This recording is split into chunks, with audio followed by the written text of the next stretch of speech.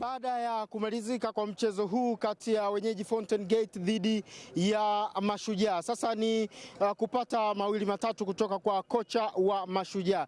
Kochi Josia, pole kwa matokeo, lakini hongera kwa mchezo na utuambie tathmini yako.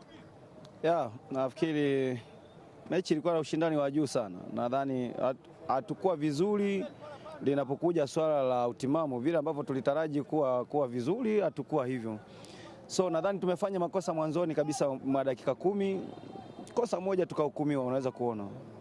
Lakini kwa namna ambavyo kwa tunajaribu kutaka kurudisha, kama palikuwa na ugumu kiasi fulani. Nadhani unaweza kuangalia hata mili ya wachezaji haikuwa ile ambayo tuliotumika kwenye mechi ya Coast.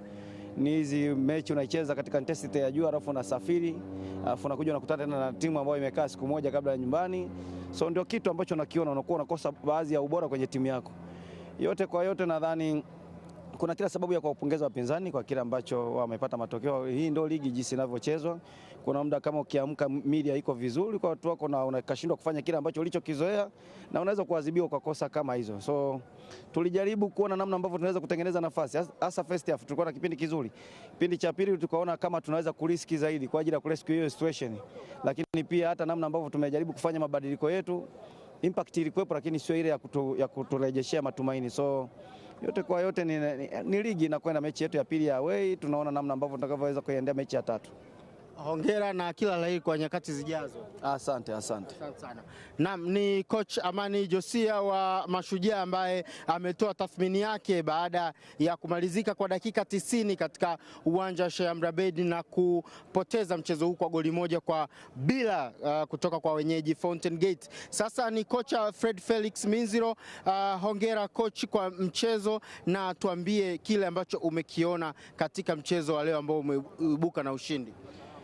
Shukrani sana. Kikubwa ni kwamba kwanza nimshukuru Mwenyezi Mungu kwamba mchezo umesha salama, lakini nadhani kila mmoja amejionea game ilivyokuwa. Game haikuwa rahisi kama nilivyosema awali.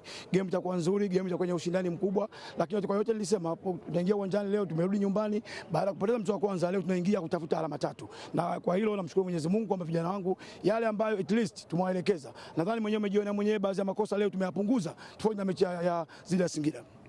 Asante sana kocha na kila laheri kwa nyakati zijazo. Shukrani sana. Kama tunavyoweza kushuhudia hapo, mchezaji bora wa mchezo huu ambaye ni Rashid Ibrahim Abdullah, goalkeeper Fountain Gate, ndiye ambaye anapata tuzo yake ya mchezaji bora wa mchezo baada ya kuonekana kufanya vizuri katika dakika 90 za mchezo huu, akiizuia Mashujaa kutokupata goli.